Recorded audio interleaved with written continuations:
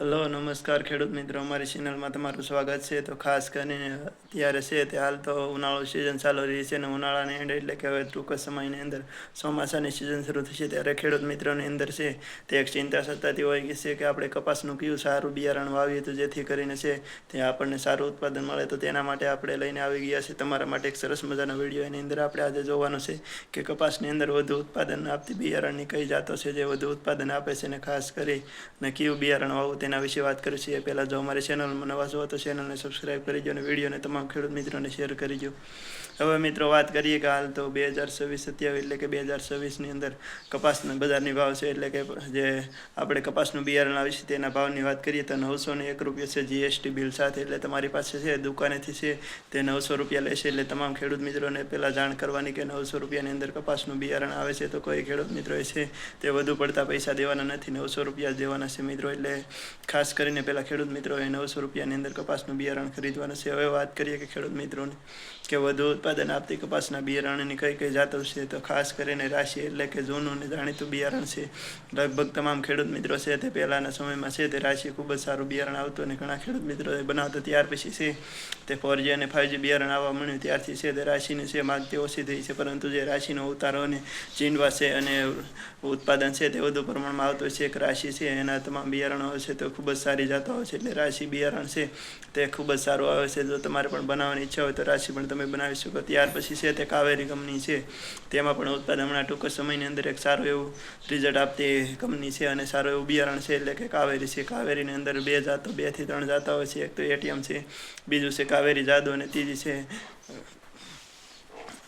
3 જાતો આવે છે. ત્રણેય બિયારણ છે તે ખૂબ જ સારા આવે છે મિત્રો. ખાસ કરીને કાવેરીની જે જાતો આવે છે તેમાં પણ ઉત્પાદન સારું આવે છે, ઝીંડવા પણ મોટા આવે છે અને વીણે પણ સરળ આવે છે મિત્રો.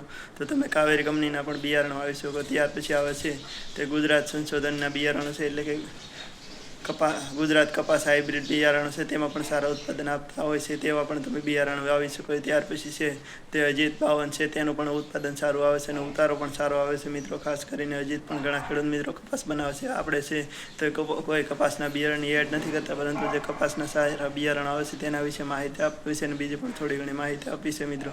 ત્યાર પછી છે ગોલ્ડી 333 આવે છે. આવા અનેક બિયારણો છે તે ખૂબ સારી જાતો આવે છે અને ઉત્પાદન છે તે પણ વધુ પ્રમાણમાં આપતા હોય. તો ખાસ કરીને તમારે પણ જો કપાસના આવા બિયારણ બનાવવો હોય તો વાવી શકો છો. ખાસ કરીને હું તો એવી સલાહ આપું છું કે તમામ ખેડૂત મિત્રો છે તે ખાસ કરીને ઉતારો છે તે ખાસ કરીને આપણી જે માવજત હોય છે વાતાવરણ ઉપર આધાર હોય છે મિત્રો. આ વર્ષે છે તે કપાસ જ્યારે ઉતારા આવવાના એટલે કે જે ઝીંડવા અને ફૂલ સાબુત ત્યારે વરસાદ આવવાના કારણે કપાસમાં ભારે નુકસાની ગઈ હતી. જો વાતાવરણ અનુકૂળ હોય તો જ કપાસને ગમે તે બિયારણ હોય તે સારું ઉત્પાદન આપતું હોય તો, અથવા તો તમે જેની માવજત કરો ખાતર બિયારણ દવા અને જેવું માવજત કરશો એ પ્રમાણે વધુ ઉતારો આપશે. એટલે ખાસ કરીને કોઈ કપાસના બિયારણના દાવા સાથે આપણે સોંપી નથી શકતા, પરંતુ આપણી જેવી માવજત છે એ પ્રમાણે ઉતારો આપણને મળશે. ખાસ કરીને છે તે તમે માવજત સારી કરશો તો તમને સારો ઉતારો મળશે.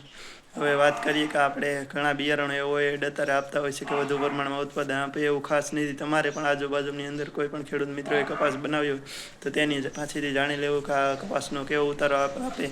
ખાસ કરીને આપણે એડ કરતા અથવા તો કોઈ સોશિયલ મીડિયાની વાતોમાં ન આવવાના કારણે આપણે જે આજુબાજુમાં ખેડૂત મિત્રોએ જે વધુ ઉત્પાદન લીધું એ બિયારણ બનાવીએ તો આપણને સારું ઉત્પાદન. કંપની તો છે તે પોતાનું બિયારણ વેચવા માટે પોતાની અલગ અલગ એડ ચલાવતી હોય, પરંતુ હકીકત એ છે કે જે ખેડૂત મિત્રોએ ઉત્પાદન લીધું તે ખાસ કરીને સાચું હોય તો આપણે નવું બિયારણ બનાવતા પહેલાં આપણે જોવું જોઈએ કે આપણે કયું બિયારણ સારું ઉત્પાદન આપશે. ખાસ કરીને નવું બિયારણ બનાવવું હોય તો 1 થી 2 ઠેલી સોંપવું અને ખાસ કરીને વધુ પડતું બીજું બિયારણ નવું હોય તો સોંપવું ને, અથવા તો કોઈ ખેડૂત મિત્રોએ બનાવેલું સારું બિયારણ હોય તો એનું આપણે વાવેતર કરી શકીએ છીએ અને વધુ ઉત્પાદન લઈ શકીએ. તો આ ખાસ કરીને વિડીયો છે તમામ ખેડૂત મિત્રોને શેર કર્યો અને મેં જે કહ્યા એ સિવાયના પણ જે ખેડૂત મિત્રોને સારા ઉતાર આપતા બિયારણ હોય તો કોમેન્ટમાં જણાવજો. અને તમે પણ આજુબાજુમાં અથવા તો આ વર્ષે બિયારણ કોઈ સારું વાવેલું હોય તો તેની પણ કોમેન્ટ કરી, જેથી કરીને તમામ ખેડૂત મિત્રોને જાણ થાય અને સારું એવું ઉત્પાદન લઈ શકે.